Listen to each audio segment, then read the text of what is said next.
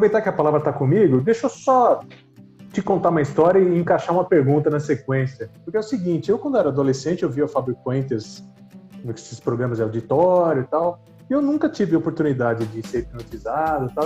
Eu cresci, me tornei um adulto, e isso me assombrava, né? Falei, pô, eu preciso ser hipnotizado e tal. Aí teve uma vez que veio um hipnoterapeuta numa clínica aqui perto de casa, peguei fui lá assistir, e ela começou a falar, né? Começou a explicar lá. Que quando a gente está passando pela hipnoterapia, ocorrem sinapses, que ocorrem muitas sinapses, né, durante o processo hipnótico. Aí levantou uma mão, uma das pessoas que estava assistindo lá, e falou, eu sou médica, você está querendo dizer que altera a massa do cérebro? Né? Aí eu fiquei com isso na cabeça, eu falei, poxa, aí durante as aulas, porque eu tenho um diploma do seu curso do neurociência, e lá eu aprendi que não tem nada a ver com massa, tem a ver com os espinhos dendríticos, tal, né, que acho que não convém explicar agora. É isso mesmo, professor? Não, perfeito. Na verdade, assim, a explicação inicial que você estava me falando que ela deu, do tipo, durante o processo da hipnoterapia a gente vai formar muitas sinapses e tal, não é de toda errada. Na verdade, assim, como você havia falado lá do curso, a gente tem até uma aula lá do nosso curso de neurociência que eu falo um pouco sobre a tal da plasticidade sináptica, que você falou muito bem, que tem a ver com os espinhos dendríticos e tudo mais. Só que esses espinhos dendríticos por si só, eles realmente levam a novas conexões.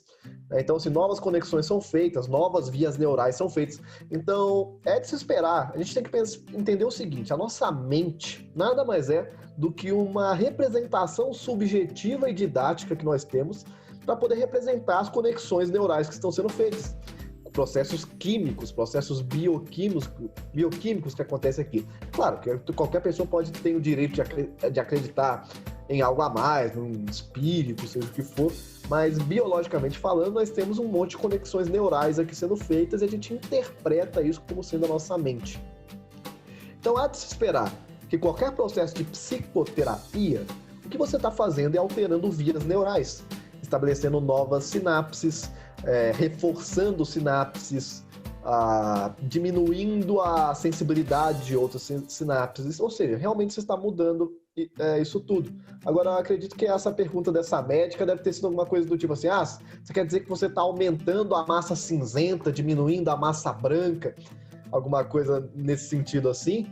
E eu não vejo dessa forma. Na verdade, você não precisa estar aumentando massa, simplesmente estabelecendo novas conexões, novas vias neurais. Você não precisa estar aumentando o tamanho de massa cinzenta em área alguma. Embora eu não diria que isso seja totalmente impossível.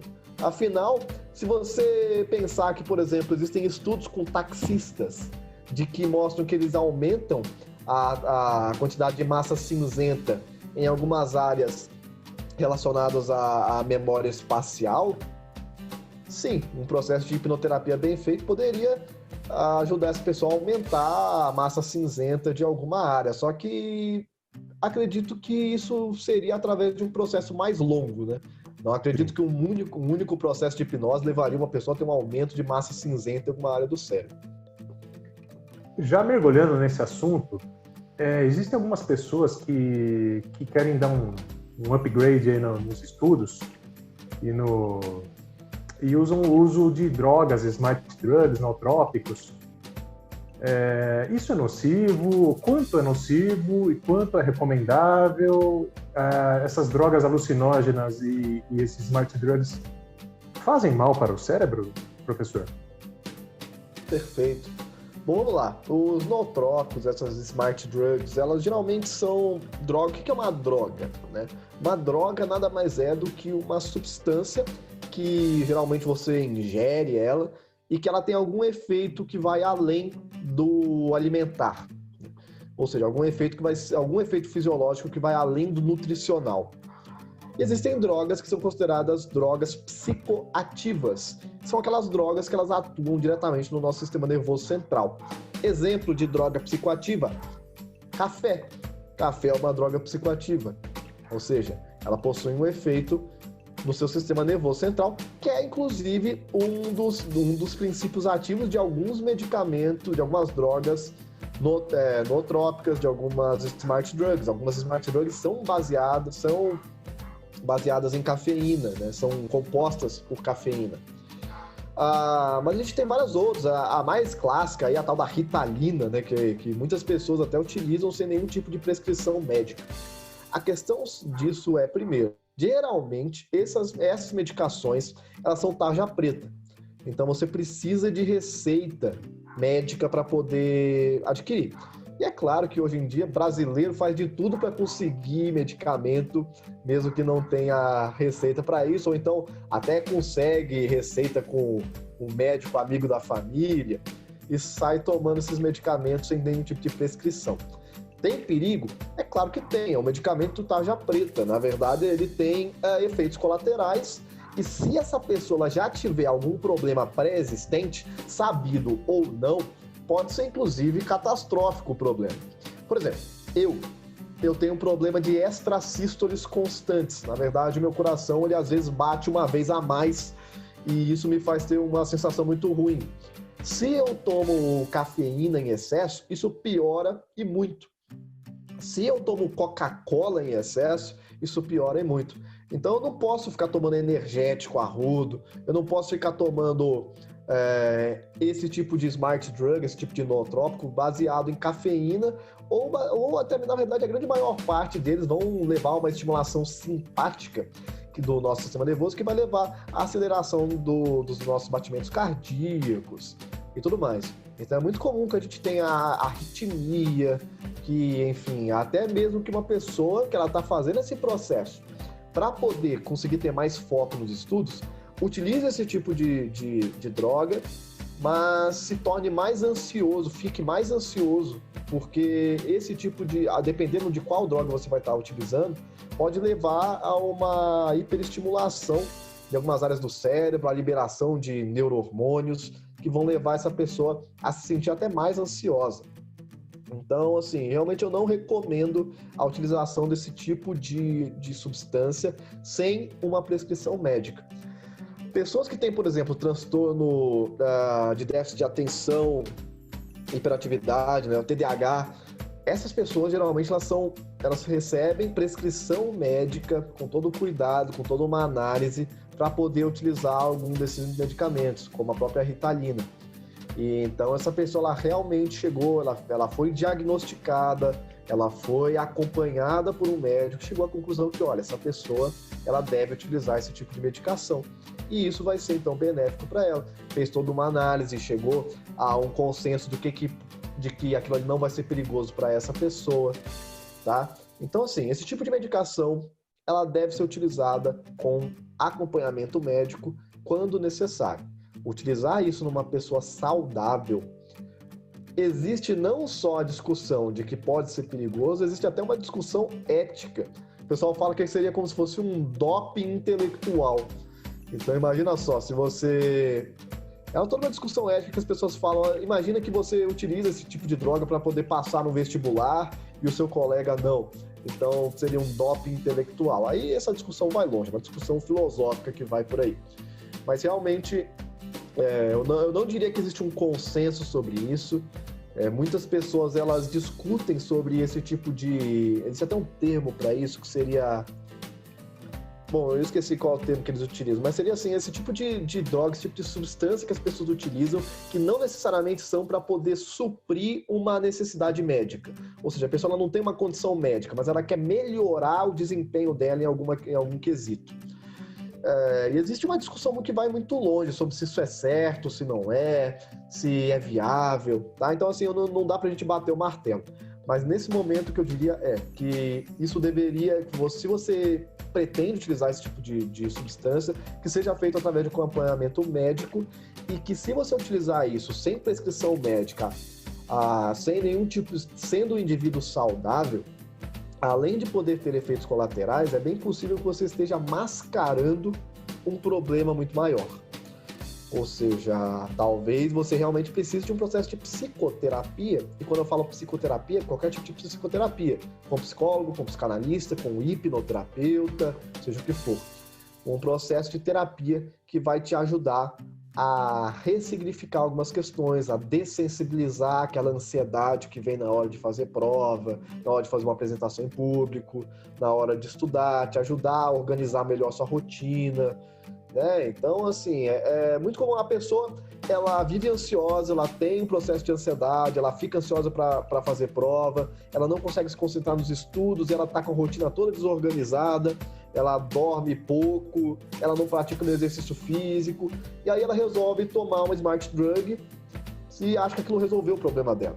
E, na verdade, aquilo vai estar mascarando o problema momentaneamente, mas ela vai estar até piorando a própria saúde dela a partir daí. Então, realmente, eu não acho recomendável. Acredito que você utilizar um processo terapêutico num primeiro momento seja mais interessante e, se for utilizar, que seja através de acompanhamento psiquiátrico. Professor, só um gancho sobre essa sua resposta. A auto-hipnose, ela podia conciliar muito mais, correto? Sim. Sim.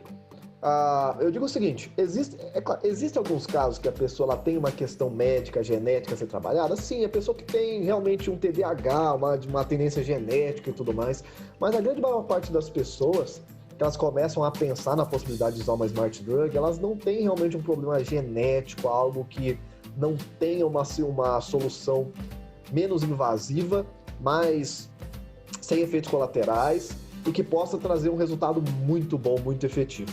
A auto-hipnose é uma dessas questões. Então, a auto-hipnose, o que é que ela te ajuda a fazer? Vamos pensar o seguinte, como é que nós aprendemos algo? Nós aprendemos através de repetição ou alta carga emocional, que nos leva a ficar motivados aí atrás daquilo.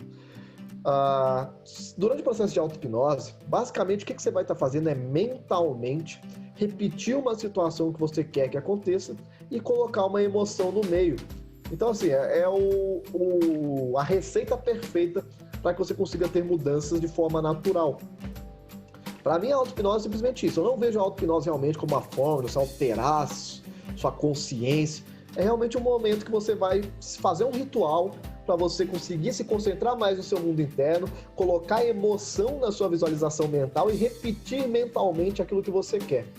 Então, se você vai ter uma apresentação de um trabalho amanhã, pode ser muito efetivo para você, todos os dias, todas as noites antes dessa apresentação, você fazer um processo de auto-hipnose para se imaginar conseguindo apresentar aquilo com tranquilidade, colocando ali uma âncora de bem-estar, colocando ali sugestões positivas, autoafirmações positivas. E sim, você fazer uma autossugestão nesse sentido tem um efeito que até cientificamente pensando a gente consegue enxergar muito bem.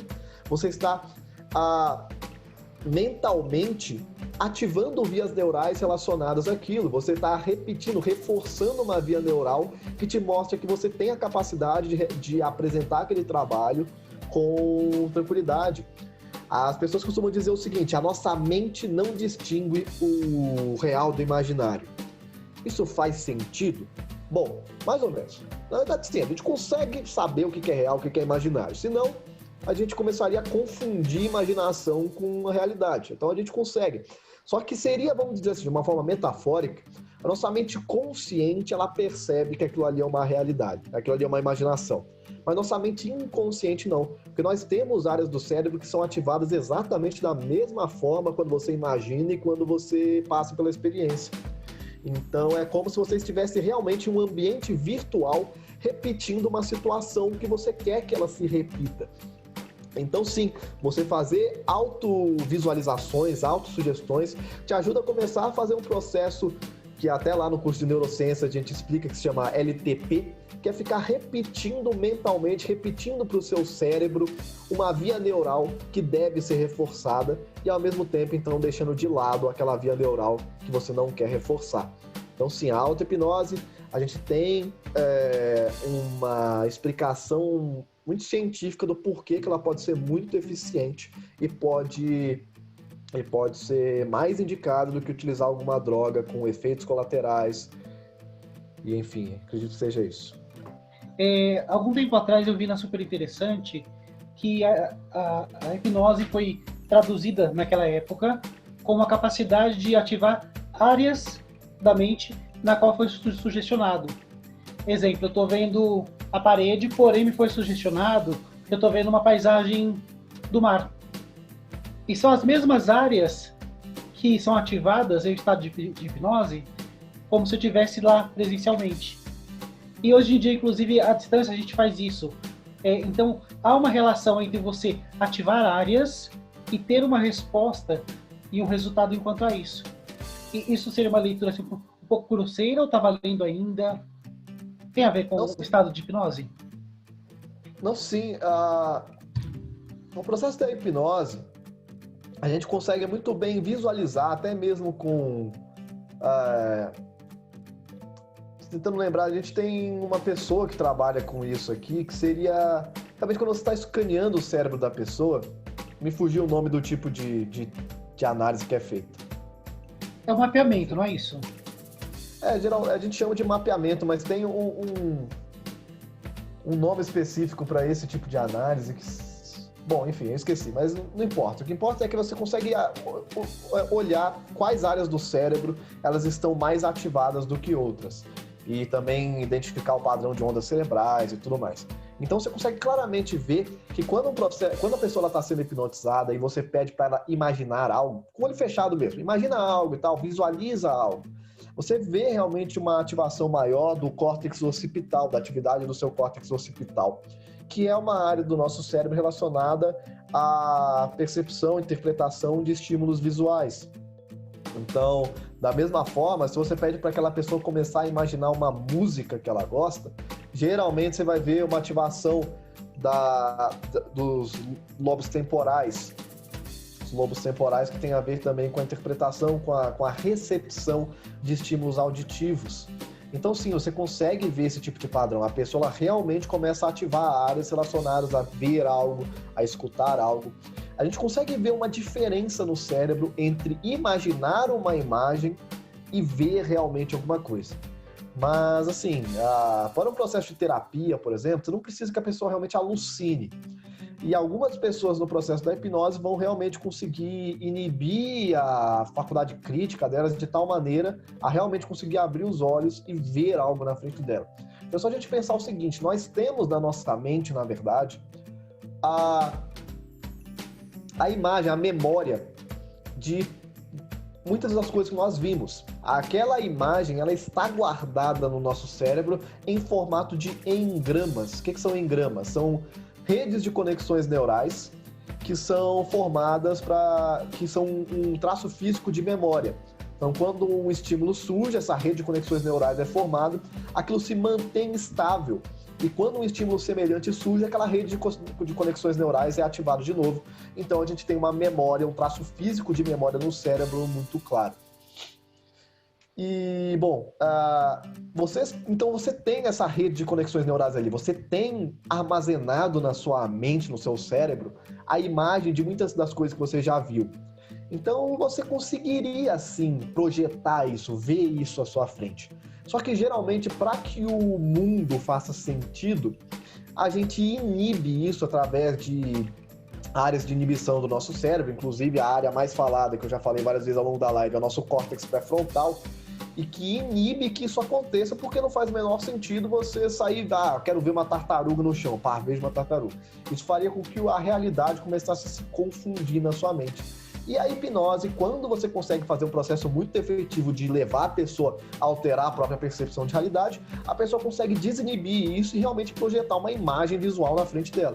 Então, vai mais ou menos nesse sentido, sim. A gente tem a capacidade de levar uma pessoa, primeiro, a realmente ativar áreas do cérebro relacionadas às imagens mentais e, em alguns casos, até mesmo projetar isso na frente dela e ela realmente vê aquilo como algo concreto.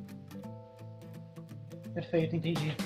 Uma outra forma de colocar isso também, talvez eu fale uma coisa errada, aí eu peço que você me corrija. Nós temos uma área do cérebro, um lado do cérebro crítico e outro mais espacial, lúdico. Poderia definir também a hipnose como sair do crítico e ir para o emocional lúdico? Sim. Mais especificamente na hipnose não verbal, a explicação que se dá é muito dessa. Mas geralmente o que se fala não é nem com relação aos dois hemisférios cerebrais. Embora sim, a gente geralmente tenha um lado do cérebro mais crítico, outro lado que é mais emocional e tudo. Desculpa, mas geralmente é visto como o seguinte: quando você tem a hipnose não verbal, que é feita através de hiperestimulações sensoriais, você leva uma hiperestimulação da amígdala cerebral. A amígdala cerebral é uma área do nosso cérebro relacionada à memória de medo, memória emocional, raiva, é uma área muito emocional do nosso cérebro. Faz parte do nosso sistema límbico, que tem tudo a ver com memórias e emoções. Então, especificamente na hipnose não verbal, eles levam isso ao máximo, de fazer uma hiperativação de áreas emocionais do seu cérebro e, na verdade, o simples fato de você estar ativando essas áreas emocionais inibe as áreas mais racionais do seu cérebro. Córtex pré-frontal, giro do símbolo anterior dorsal. É só a gente pensar o seguinte: no momento que você está pé da vida, você está com raiva, por que é tão comum você fazer besteira? Você falar coisa que você não falaria normalmente, você fazer besteira e depois ficar se perguntando o porquê que você fez aquilo. Porque, justamente, quando você está num momento de alta liberação emocional, o seu cérebro ele inibe áreas mais corticais, áreas mais racionais do seu cérebro. Então, esse tipo de feedback negativo acontece.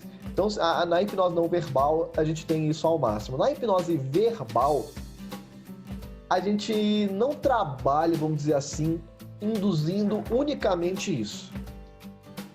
Geralmente, é muito comum que na hipnose verbal, a gente simplesmente faça uma estimulação parasimpática, que é realmente ajudar aquela pessoa a relaxar um pouco mais, para que isso vá diminuindo um pouco da atividade crítica e tudo.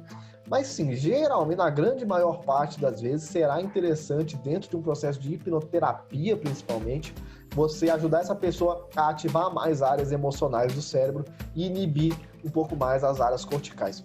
Inclusive, vocês trabalham com terapia, vocês devem ter percebido isso, eu percebo frequentemente no meu consultório. Vai fazer regressão com alguém. Aquela pessoa, no início, ela não está respondendo tão bem. Vamos dizer assim, você fez uma indução de Dave Elman, ela não colou o olho, tal. Mas beleza, você vai seguindo e você começa a fazer a regressão. Em algum momento, aquela pessoa ela começa a se envolver com a história. Ela começa a se envolver com a história, ela começa a se emocionar com o que está acontecendo. Ela começa a chorar. A partir do momento que ela se emocionou, a resposta dela fica melhor. A resposta dela começa a ficar melhor ao processo da hipnose. Porque o fato dela ter se emocionado começa a deixar essa pessoa mais desinibida. Se ela fica mais desinibida, ela começa a ficar menos crítica, menos analítica. E sim, isso ajuda o processo a fluir melhor. A pessoa ficar um pouco mais desinibida, deixar rolar, deixar se levar pelo processo. Então é uma dica até para quem trabalha com hipnose: se você conseguir explorar as emoções do seu cliente ao máximo, você consegue trazer melhores resultados. Até mesmo no entretenimento, a gente só tem que tomar cuidado para não fazer um processo que seja antiético ou você levar a uma catarse durante o processo de entretenimento que não faz sentido. Mas se você virar para a pessoa e falar: você vai colar essas mãos agora, tal, beleza. A partir de agora, eu quero que você imagine que os seus sonhos estão lá dentro dessas mãos agora. E você não vai querer deixar esses sonhos irem embora. E aí você conta até 5 que a pessoa ela colocou emoção ali agora. E essa emoção que você colocou dentro do processo da hipnose vai levar essa pessoa a diminuir um pouco a faculdade crítica dela e se engajar mais no processo. Então, o pessoal que trabalha com hipnose de entretenimento é algo que pode ser utilizado com o cuidado de não levar um processo catártico sem necessidade. Eu acredito muito nesse lado emocional mesmo. A emoção, eu acho que é o caminho. Acho que até eu, Celso, até a Hirose, a gente tem essa introdução relacionada à emoção. A emoção, voltada à emoção, porque aí você desperta muito mais o lado sensível da pessoa. E a pessoa se engaja muito mais no processo. Acho que torna mais fácil. Agora, te fazer uma pergunta, que tem uma parte do cérebro, já que o Celso perguntou aquela, que é o cérebro, a parte reptiliana. Então, é uma parte do nosso cérebro que não é muito comentado, que poucos sabem, né? E também muitas vezes está latente. Não é, professor? Só dá Pode falar. Perfeito. O cérebro reptiliano ele vem de uma teoria que chama a teoria do cérebro trino, né? Essa teoria do cérebro trino ela vai dividir o nosso cérebro em 3 áreas. Uma área que seria o nosso cérebro reptiliano, o nosso cérebro emocional ou mamífero e o nosso cérebro racional ou neocórtex. Então, essa é uma divisão extremamente didática, tá? É uma forma muito didática de explicar o cérebro, principalmente para quem está começando agora a entender o que é o cérebro e tudo mais. Cientificamente falando, ela tem algumas falhas, mas que não vem ao caso começar a trabalhar em cima dessas falhas, porque realmente é algo mais avançado e que iria requerer uma boa explicação sobre evolução para a gente entender o porquê que ela tem algumas falhas. Mas vamos pensar o seguinte, o cérebro reptiliano, ele seria uma área do nosso cérebro relacionada a funções mais vegetativas. O que são funções mais vegetativas? A nossa capacidade de respiração, de controlar a frequência respiratória, a frequência cardíaca, a nossa própria digestão. É uma área do nosso cérebro que ela, na verdade, é mais importante do que todo o resto, porque sem ela, a gente não vive. Ela não ter o nosso cérebro reptiliano não é compatível com a vida. Porque sem o cérebro reptiliano, você não tem o seu sistema nervoso autônomo funcionando. Seu coração vai ficar desregulado, as batidas, né? Embora o coração tenha um marca-passo próprio, mas a frequência vai ficar desregulada, você não vai respirar, você não vai conseguir digerir alimentos, você não vai conseguir fazer nada disso, você vai conseguir deglutir comida, mastigação, tá? Então ela vai envolver principalmente o nosso tronco encefálico e o nosso cerebelo. Então, o tronco encefálico é composto por mesencéfalo, ponte e bulbo, e nós temos também o cerebelo. É uma área que geralmente fica embaixo do nosso cérebro e que, na verdade, não faz parte do cérebro, né? O sistema, a neuroanatomia atual vai considerar que isso faz parte do nosso encéfalo, mas não do nosso cérebro, porque o cérebro, na verdade, está acima do nosso tronco encefálico e do cerebelo. Mas, assim, é uma área muito importante que tem alguns estudos científicos mais recentes mostrando que não tem apenas funções vegetativas. Existem até mesmo algumas funções importantes no comportamento maternal, né, no cuidado maternal, no cuidado parental, no comportamento de bando, tá? Então, até mesmo alguns estudos mais recentes mostrando que essa área ela foi subestimada muitas vezes por as pessoas acreditarem que ela só tinha a ver com questões mais primitivas e, na verdade, ela possui funções bem complexas. E o fato de a gente chamar isso de cérebro reptiliano é por conta de uma escala evolutiva. Essas áreas elas são um legado evolutivo que, na verdade, existe, vamos dizer assim, é mais antigo do que o restante do nosso cérebro. Então, os répteis eles vão ter algo que é semelhante a essa estrutura, não é igual. A gente não tem uma área do nosso cérebro que realmente é igual a dos répteis para a gente poder dizer que cérebro reptiliano. Essas áreas elas também sofreram modificações, mas elas são homólogas. Homólogas quer dizer que tem mais ou menos a mesma origem filogenética, que leva em consideração a nossa história evolutiva. E aí entender a evolução vai ser fundamental para a gente entender essa teoria do cérebro trino com mais propriedade.